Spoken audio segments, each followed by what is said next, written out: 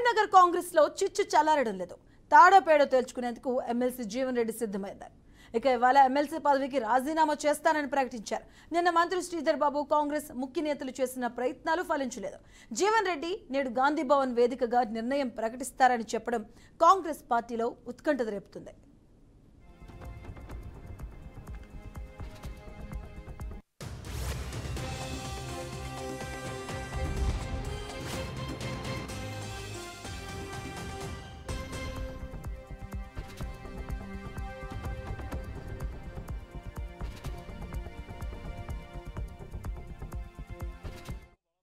అందుబాటులో ఉండి పరిష్కారానికి తోడ్పడుతున్న పరిస్థితుల్లో ఇవాళ సరే శాసనసభ్యుల సంఖ్యాబలం అనే భావనే కావచ్చు, ఆలోచన ఏదైనా కానీ ఏదైతుందో ఏకపక్షంగా నిర్ణయం తీసుకోవడంతో కార్యకర్తలు తప్పుకోలేకపోతున్నారు. వారి యొక్క మరి ఆలోచన సూచనలు దానికి అనుగుణంగా భవిష్యత్తు కార్యక్రమాన్ని నిర్ణయం తీసుకొని జరుగుతుంది. ఏదైనా కానీ ప్రజా జీవితం ప్రజలకు అందుబాటులో సేవ చేయడం ప్రధానమని చెప్పంటారు. ఏ బాధ్యత ఏ హోదాలో ప్రధానం కాదు. ఏ బాధ్యత ఏ హోదాలో ఉన్నా ఏ హోదా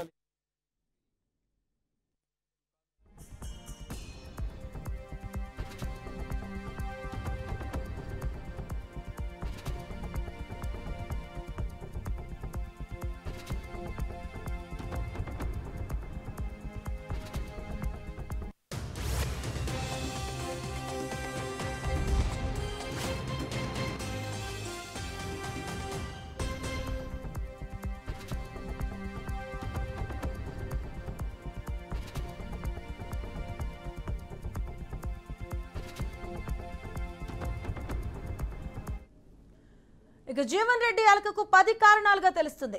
ఒకటి, ఉమ్మడి కరీంనగర్ జిల్లాలో బీఆర్ఎస్ నుంచి చేరికలు రాజకీయంగా జీవన్మరణ సమస్యగా మారడం. ఇక రెండోది, రైతు నాయకుడు అనే గుర్తింపును కాంగ్రెస్ నేతలే తగ్గించే ప్రయత్నాలు చేస్తున్నారనే అసంతృప్తి. మరోవైపు పోచారం శ్రీనివాస్ రెడ్డిని రైతు బాంధవుడని స్వయంగా సీఎం రేవంత్ రెడ్డి కీర్తించడం.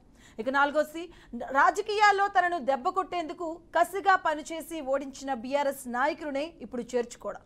తెలంగాణ ఉద్యమ సమయంలోనూ కేసీఆర్ కు గట్టి పోటీ ఇచ్చినప్పటికీ విస్మరిస్తున్నారనే అసంతృప్తి మరోవైపు.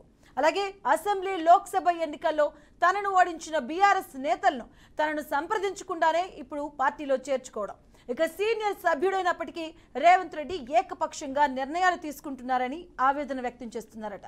ఇక రెండో విడతలోనూ మంత్రి పదవి దక్కుతుందన్న సంకేతాలు లేకపోవడం.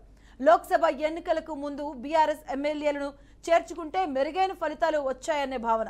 ఇది చివరిగా సొంత క్యాడర్కు భరోసా ఇవ్వలేకపోతున్నారనే అసంతృప్తి. ఈ 10 కారణాలను జీవన్ రెడ్డి అలకకు ఈ 10 కారణాలుగా తెలుస్తోంది.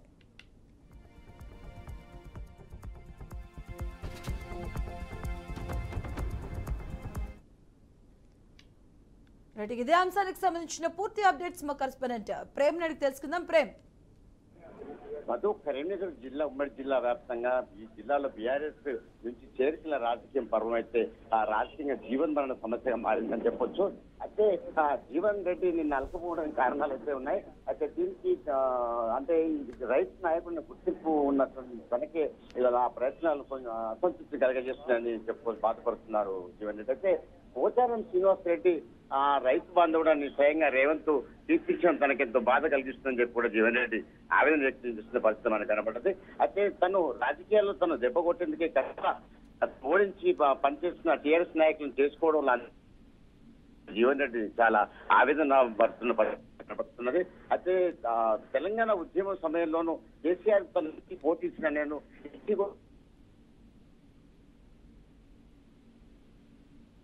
ఇవాళ ఒంటరి అని చేయడం వెనకాల ఈ కారణాలు ఏంటని కూడా ఆయన తన కింద వహించినట్టు చెప్పుకోవచ్చు సార్. అలాగే సీనియర్ సభ్యుడైన రేవంత్ రెడ్డి కూడా ఏకపక్ష నిర్ణయాలు తీసుకుంటే చేసుకోవడం తొందర ఏమొచ్చింది, కొంపలే మునిగేమని చెప్పి మంత్రి పదవి దక్కుతుందని సంకేతాలు కారణం. లోక్సభ ఎన్నికల్లో ఇటు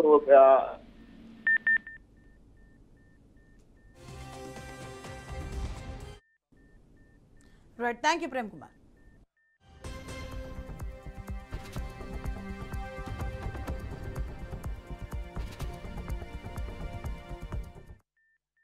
ప్రజలకు అందుబాటులో ఉండి సమస్యల పరిష్కారానికి తోడ్పడుతున్న పరిస్థితులలో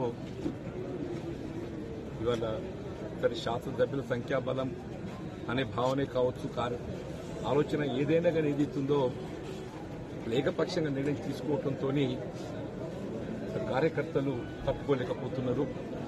వారి యొక్క ఆలోచన సూచనలు దానికి అనుగుణంగా భవిష్యత్తు కార్యక్రమాన్ని నిర్ణయం తీసుకొని జరుగుతుంది.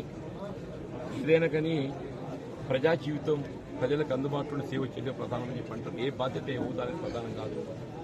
ఏ బాధ్యత ఏ హోదాలో ఉన్నా, ఏ హోదా లేకున్నా కానీ మన ప్రజలకు అందుబాటులో ఉండి ప్రజలకు సేవ చేయడమే ప్రధాన బాధ్యతగా భావించేంత వరకు భవిష్యత్తులో కూడా అదేవిధంగా ఇలా హోదా అనేది ప్రధానం కాదు. ఏ హోదా ఉన్నా లేకున్నా ప్రజలకు అందుబాటులో ఉండి సేవ చేసేటువంటి ఒక భావనతోని ముందు కూడదొరుకుతుంది. అట్లే కార్యకర్తలు కూడా ఇది కాంగ్రెస్ కార్యకర్తలు కానీ అభిమానులు కానీ ప్రజానీకం కూడా ఎవరు కూడా ఏ విధమైనటువంటి ఒక ఆందోళన గురి కావాల్సిన అవసరం లేదు. అదే పడకూడదు. మన జీవిత కాలం ఏదైతుందో ఈ ప్రాంత కాంగ్రెస్ పార్టీ కార్యకర్తలే కానీ అభిమానులే కానీ ఈ ప్రాంతంలో ఉండే సమస్యల కోసం ఏదైతుందో నేను అందుబాటులో ఉండి సేవ చేయాలనే ఒక సంకల్పంతో ముందుకు పోతున్నా. భవిష్యత్తు కాలం నిర్ణయిస్తుంది. భవిష్యత్తు నిర్ణయం ఏదైతుందో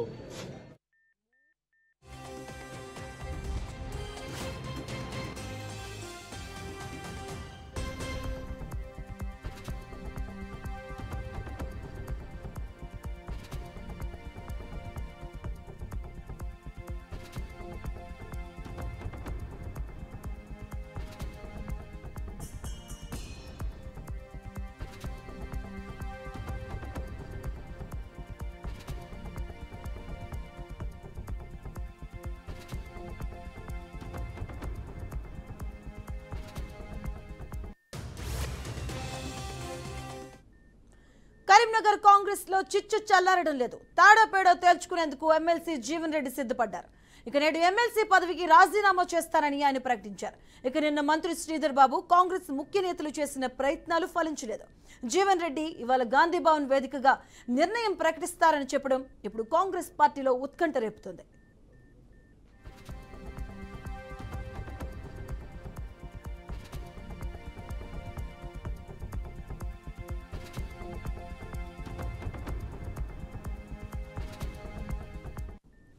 ఇక జీవన్ రెడ్డి అలకకు 10 కారణాలుగా చెప్తున్నారు. ఉమ్మడి కరీంనగర్ జిల్లాలో బీఆర్ఎస్ నుంచి చేరికలు రాజకీయంగా జీవన్మరణ సమస్యగా మారడం ఒకటైతే, రైతు నాయకుడు అనే గుర్తింపును కాంగ్రెస్ నేతలే తగ్గించే ప్రయత్నాలు చేస్తున్నారనే అసంతృప్తి ఆయనలో కనిపిస్తుంది. ఇక పోచారం శ్రీనివాస్ రెడ్డిని రైతు బాంధవుడని స్వయంగా సీఎం రేవంత్ రెడ్డి కీర్తించడం, రాజకీయాల్లో తనను దెబ్బకొట్టేందుకు కసిగా పనిచేసి ఓడించిన బీఆర్ఎస్ నాయకులను ఇప్పుడు అదే పార్టీలో చేర్చుకోవడం, తెలంగాణ ఉద్యమ సమయంలోనూ కేసీఆర్కు గట్టి పోటీ ఇచ్చినప్పటికీ విస్మరిస్తున్నారనే అసంతృప్తి కూడా కనిపిస్తుంది. అలాగే అసెంబ్లీ లోక్సభ ఎన్నికల్లో తనను ఓడించిన బీఆర్ఎస్ నేతలను తనను సంప్రదించుకుంటానే ఇప్పుడు పార్టీలో చేర్చుకోవడం, అలాగే మరోవైపు సీనియర్ సభ్యుడైనప్పటికీ రేవంత్ రెడ్డి ఏకపక్షంగా నిర్ణయాలు తీసుకుంటున్నారన్న ఆవేదన, అలాగే ఇక 8వ పాయింట్గా 2వ విడతలోనూ మంత్రి పదవి దక్కుతుందన్న సంకేతాలు లేకపోవడం, ఇక లోక్సభ ఎన్నికలకు ముందు బీఆర్ఎస్ ఎమ్మెల్యేలను చేర్చుకుంటే మెరుగైన ఫలితాలు వచ్చేవన్న భావన, ఇక సొంత క్యాడర్కు భరోసా ఇవ్వలేకపోతున్నారనే అసంతృప్తి, ఈ 10 కారణాలు కూడా తెలుస్తున్నాయి.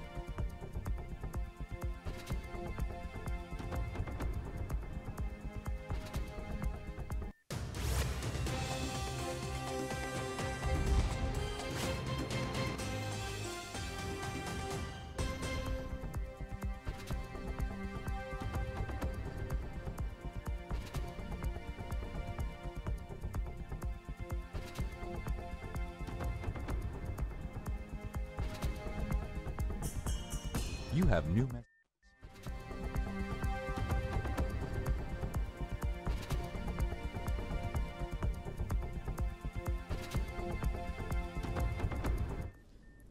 రైట్గా ఇదే విషయంపై స్పందించడానికి కాంగ్రెస్ రైతు సంఘ నేత జావేద్ గారు ఫోన్ లైన్లో మనకి సిద్ధంగా ఉన్నారు. జావేద్ గారు. హలో, నమస్కారం. జావేద్ గారు నమస్తే అండి. ఇప్పుడు కాంగ్రెస్ పార్టీలో వస్తున్నటువంటి అసంతృప్తిని మీరు చూస్తున్నారు. జీవన్ రెడ్డి గారికి సంబంధించి రైతు నాయకుడైన జీవన్ రెడ్డిని అవమానించారు. ఎందుకంటే ఒకవైపు పోచారం శ్రీనివాస్ గారిని తీసుకోవడం జరిగింది. అంటే దీన్ని ఎలా చూస్తారు అసలు? అవమానించడం అనేది ఏం కాదు. అక్కడ సంజయ్ గారిని తీసుకునే ముందు అధినాయకత్వం ఒకసారి జీవన్ రెడ్డి గారితో మాట్లాడాల్సి ఉండే. అది ఏ సందర్భంలో జరిగిందో, ఎట్లా జరిగిందో అది నాయకత్వానికి తెలుసు. నాయకత్వం ఎప్పుడు కూడా కాంగ్రెస్ పార్టీకి సంబంధించినటువంటి సీనియర్ నాయకులు ఎవరైతే ఉన్నారో వాళ్ళందరినీ కూడా గౌరవిస్తుంది. జీవన్ రెడ్డి గారు గత 40-45 సంవత్సరాల నుంచి కాంగ్రెస్ పార్టీ కోర్ కాంగ్రెస్ గా ఉన్నారు. ఖచ్చితంగా కాంగ్రెస్ పార్టీకి జీవన్ రెడ్డి గారు లాంటి వాళ్ళు చాలా అవసరము. గత 10 సంవత్సరాలుగా ప్రజల పక్షాన పోరాటం చేసి అక్కడ కాంగ్రెస్ పార్టీ నుంచి అక్కడ పోటీ చేయడానికి ఎవరు లేకపోయినప్పటికీ ఎంపీగా పోటీ చేయమంటే ఎంపీగా, ఎమ్మెల్యేగా పోటీ చేయమంటే ఎమ్మెల్యేగా, ఎమ్మెల్సీ పోటీ చేయమంటే ఎమ్మెల్సీగా పోటీ చేసినటువంటి వ్యక్తి, పార్టీకి చాలా అవసరమైనటువంటి వ్యక్తి. ఇలాంటి సంఘటనలు ఇక్కడ ఒక్క చోటే కాదు, రాష్ట్రమంతటా కూడా కొన్ని చోట్ల సీనియర్ నాయకులు అట్లా జరుగుతా ఉన్నాయి. దానికి ఒక సీనియర్ నాయకుడైనటువంటి జీవన్ రెడ్డి గారు వచ్చి ఇప్పుడు సీనియర్ నాయకులకు అసంతృప్తి అంటే వాల్యూ ఇవ్వట్లేదు, సొంత నిర్ణయాలు తీసుకుంటున్నారని ఒక సీనియర్ నాయకుడు వచ్చి చెప్తున్నారు. మరోవైపు బీఆర్ఎస్ పార్టీ వాళ్ళు ఎప్పుడు దొరుకుతున్నారు, మీరు ఎప్పుడు దొరుకుతారని వెయిట్ చేస్తున్నారు. అలాంటి వాళ్ళకి మీరు ఒక ఛాన్స్ ఇచ్చినట్టే కదా ఇలాంటి సీనియర్ నాయకులను వదులుకుంటే. ఖచ్చితంగా ఆ సందర్భం ఏమై ఉంటుందో నాయకత్వానికి 100% ఆ ఆలోచన లేకుండా ఉండదు. ఖచ్చితంగా సీనియర్ నాయకుల్ని గౌరవించేటటువంటి సాంప్రదాయం కాంగ్రెస్ పార్టీలోనే ఉంది. ఇంకొక పార్టీ ఏ పార్టీలో కూడా లేదు. భారతదేశంలో ఉన్నటువంటి పార్టీల్లో కాంగ్రెస్ పార్టీలో ఉన్నటువంటి స్వేచ్ఛ, ఏ నాయకుడి దగ్గర నుంచి కార్యకర్త వరకు కూడా పూర్తిగా స్వేచ్ఛ ఉంటుంది. ఆ స్వేచ్ఛ ప్రకారం జీవన్ రెడ్డి గారు అంటే అనుండొచ్చు, కానీ అక్కడ ఉన్నటువంటి నాయకత్వానికి ఏం అవసరమో, ఎవరికి ఎట్లా గౌరవించాలో ఖచ్చితంగా తెలుసు. జీవన్ రెడ్డి గారు కాంగ్రెస్ పార్టీకి చాలా అవసరం. జీవన్ రెడ్డి గారు నాకు తెలిసి ఆయన రిజైన్ చేస్తా అని చెప్పేసి అన్న ఆవేశంలో అనుంటారు తప్పితే అలాంటి నిర్ణయాలు ఏం తీసుకోదు. ఖచ్చితంగా కాంగ్రెస్ పార్టీ కోర్ కార్యకర్తగా, కాంగ్రెస్ పార్టీలో చాలా సీనియర్ నాయకుడిగా, ఒక సీఎం స్థాయి వ్యక్తిగా, పిసిసి వ్యక్తిగా కూడా ఉన్నటువంటి వ్యక్తి జీవన్ రెడ్డి గారు. కాబట్టి ఖచ్చితంగా అధినాయకత్వం ఏది చేసినా గానీ ఒకటేంటంటే ఎవరిని వయస్సుని కాదు, నాయకత్వంలో ఉన్నటువంటి ఆ నాయకుడిని ఖచ్చితంగా గౌరవించాల్సినటువంటి అవసరం ఉంటుంది. జీవన్ రెడ్డి గారికి కూడా తెలుసు. కానీ ఇప్పుడున్నటువంటి అంటే అక్కడ ఉన్నటువంటి చుట్టుపక్కల ఉన్నటువంటి కార్యకర్తలు అయితేనేమి, ఫాలోవర్స్ అయితేనేమి అనే దాన్ని బట్టి కొంచెం ఏ మనిషి అయినా కొంచెం ఆలోచన చేయడానికి అవకాశం ఉంటుంది తప్పితే జీవన్ రెడ్డి గారు చాలా కాంగ్రెస్ పార్టీకి ఈ వచ్చిపోయే వాళ్ళకంటే కూడా ఎవరైతే కాంగ్రెస్ పార్టీని నమ్ముకొని కాంగ్రెస్ పార్టీ కోసం త్యాగం చేసినటువంటి వ్యక్తులు జీవన్ రెడ్డి గారు. ఈ వచ్చిపోయే వాళ్ళందరూ కూడా వాళ్ళు ఏంటంటే వాళ్ళ స్వలాభం కోసం, వాళ్ళ అవసరాల నిమిత్తం వాళ్ళు చేసినటువంటి పాపాలని కడిగించుకోవడానికి వచ్చే వాళ్ళే తప్పితే ఇంకో రకంగా ఏం రాదు. ఖచ్చితంగా ప్రజలు ఒక మ్యాండేట్ మీద ఓటు వేసారు అంటే ఆ మ్యాండేట్ గౌరవించాల్సిన అవసరం ఆ వచ్చే వాళ్లకు ఉండాలి, తీసుకునే వాళ్ళకు కూడా ఉండాలి యాక్చువల్గా. కానీ ఇప్పుడున్నటువంటి పరిస్థితుల్లో నాయకత్వం ఏం ఆలోచిస్తా ఉందంటే ప్రభుత్వంలో ఎంత గట్టిగా, ఎంతమంది ఎమ్మెల్యేలు ఎక్కువగా ఉంటే అంత బలంగా మనం రేపు తెలంగాణ రాష్ట్రంలో చేసినటువంటి 7 లక్షల కోట్ల రూపాయల అప్పులు ఏవైతే ఉన్నాయో గత ప్రభుత్వం ఇవాళ ఎలక్ట్రిసిటీకి సంబంధించి తీసుకున్నటువంటి, వేరే రాష్ట్రాల నుంచి తీసుకున్నటువంటి ఎలక్ట్రిసిటీకి ఇవాళ ఇంకొక రూపాయి చెల్లించేటువంటి కేసీఆర్ పార్టీ ఏదైతే ఉందో బీఆర్ఎస్ పార్టీ, అది మొత్తం తీసుకొచ్చేసి కాంగ్రెస్ పార్టీ ప్రభుత్వం పైన భారం పడింది. ఇప్పుడు కానీ జావేద్ గారు మీరు అన్నారు కదా అంటే ఇప్పుడు ఉన్న పరిస్థితుల్లో ఎంతమంది ఎక్కువ ఎమ్మెల్యేలు ఉంటే అంత మంచిది. కానీ మీకు ఒక సామెత గుర్తు, మంది ఎక్కువైతే మజ్జిగ పలచబడుతుంది అన్న సామెత మీకు ఒకసారి గుర్తు చేస్తున్నా. 100% అయితే సీనియర్ గా ఉన్నటువంటి నాయకులు దీన్ని గమనించగలరు, వాళ్ళు చూసుకుంటూ వస్తా ఉన్నారు. ఖచ్చితంగా వాళ్ళ గౌరవం వాళ్ళకు అధినాయకత్వం కల్పిస్తుంది. వాళ్ళ గౌరవానికి ఎక్కడ ఆటంకం కలగదు. కాకపోతే కొన్ని ఇప్పుడు కొత్తగా జాయిన్ అయ్యేటటువంటి వాళ్ళు బయటపడితే దానివల్ల ఏమైనా నష్టం జరుగుద్దాం అనేటటువంటి ఆలోచనతో జాయిన్ అయ్యే వాళ్ళైనా అధినాయకత్వం అయినా ఆలోచన చేసి అప్పటికప్పుడు నిర్ణయం తీసుకొని ఉండుంటుంది. అది అలా కాకుండా ఉండాల్సి ఉండే.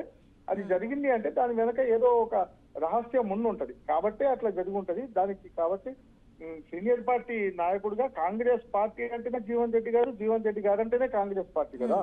దాని గురించి కాంగ్రెస్ పార్టీ సొంతంగా ఇంకా వేరే రకంగా గౌరవం ఇవ్వాల్సిన అవసరం జీవన్ రెడ్డి గారికి ఉంటుందని చెప్పేసి నేను అనుకోను. అంటే జీవన్ రెడ్డి గారు కేసీఆర్ కి ధీటుగా ఆయన పోరాటం చేశారు. అలాగే అంటే మీ ముఖ్య నాయకుడు అధినాయకుడు పోచారం శ్రీనివాస్ వచ్చినప్పుడు రైతు బాంధవుడిగా ఆయన వర్ణించడం కూడా కొంత అసంతృప్తిగా ఉన్నారు. అంటే అదే రైతు సంఘ నేతగా మీరు ఎలాంటి న్యాయం కోరుకుంటున్నారు జీవన్ రెడ్డి గారి విషయంలో? జీవన్ రెడ్డి గారికి ఖచ్చితంగా కాంగ్రెస్ పార్టీ అధినాయకత్వం ఆలోచన చేస్తుంది. జీవన్ రెడ్డి గారు సోనియా గాంధీ గారు, రాహుల్ గాంధీ గారు, ఖర్గే గారి మనిషి. ఇక్కడేదో ఒక రాష్ట్రానికి పరిమితమైనటువంటి మనిషి కాదు, ఒక జిల్లాకో ఒక కాన్స్టిట్యున్సీకో పరిమితమైనటువంటి వ్యక్తి కాదు. ఆయన ఒక కాంగ్రెస్ పార్టీ సిద్ధాంతాన్ని అవపోసన పట్టినటువంటి వ్యక్తి. కాంగ్రెస్ పార్టీయే ఈ ప్రజలకు ఏమైనా చేయగలదని చెప్పేసి నమ్మేటటువంటి వ్యక్తి. బడుగు బలహీన వర్గాల పక్షాన పోరాటం చేసేటటువంటి ప్రతి నాయకుడు కాంగ్రెస్ పార్టీ సిద్ధాంతమైనటువంటి పార్టీ అనేటటువంటి నమ్మి చేసేటటువంటి నాయకుడు. కాబట్టి ఖచ్చితంగా ఆ భావోద్వేగంలో ఏమన్నా మాట్లాడి ఉండవచ్చు తప్పితే 100% జీవన్ రెడ్డి గారు పూర్తిగా కాంగ్రెస్ పార్టీకి చాలా అవసరం. ఆయన నాయకత్వంలో ఖచ్చితంగా రాష్ట్రం మొత్తం మీద ఉన్నటువంటి మాలాంటి కార్యకర్తలందరూ కూడా పనిచేయడానికి సిద్ధంగా ఉన్నాం. దానికి ఇబ్బంది ఉండదు. రైట్, థ్యాంక్ యూ అండి జావేద్ గారు.